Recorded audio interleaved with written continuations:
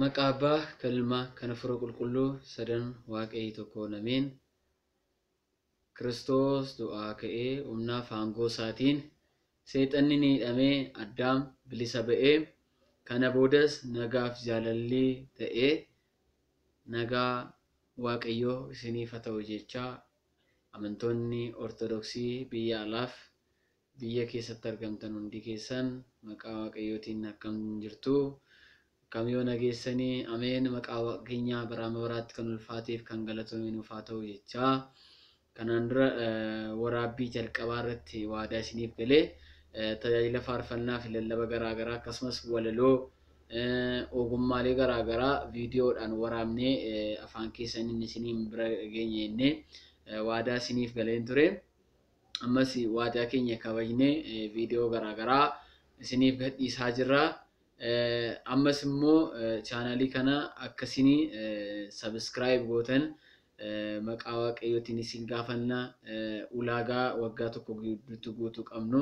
inguutiin jirra gatiteef akka daawwattan viidiyoo gadhiisnu akka daawwattan akkasumas namoota hin daawwannetti share gochuudhaan subscribe gochuudhaan commentiin gootanii wanta nu fooyyessuun nurra jiru nutti himtanii akkasumas deeggarsa barbaachisaa ta'e akkasiin nu gootan maqaa waaqayyootiin dhaamsa keenya isinii dabarsina yaada qabdanis karaa YouTube keenya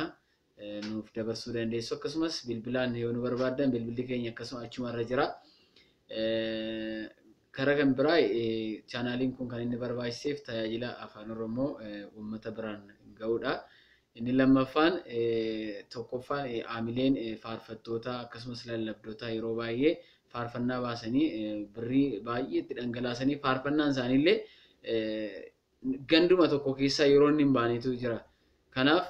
kun immoo akka addunyaatti faarfannaan isaanii beekamee akka faarfatamuuf gahee guddaa ni taphata jechuudha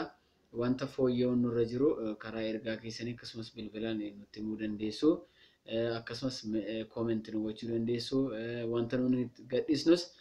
share gochuudhaan like gochuudhaan subscribe gochuudhaan namootatti himtanii akka nu deeggartan maqaa waaqayyootiin gamanumaan dhaamsa keenya isiniif dabarsina faarfannaa gabaabaa kan du'aamsa ka'umsa gooftaa keenya Yesuus Kiristoosiin waliin faarfannaa jechuudha.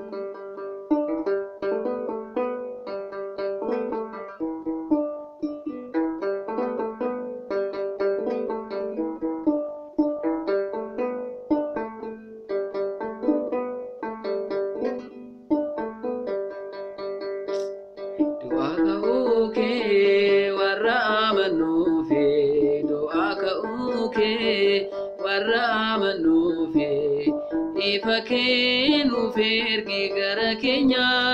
ifakenu fergi gara Kenya, ifakenu fergi gara Kenya,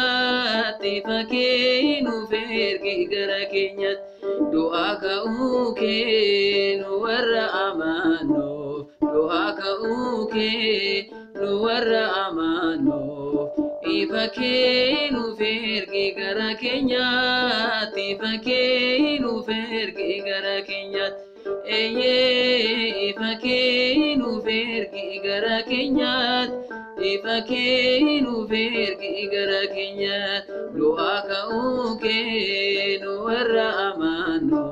doa kauke nu warra amano.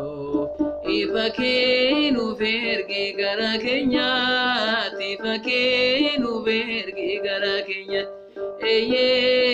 ifakenu fergi gara Kenya,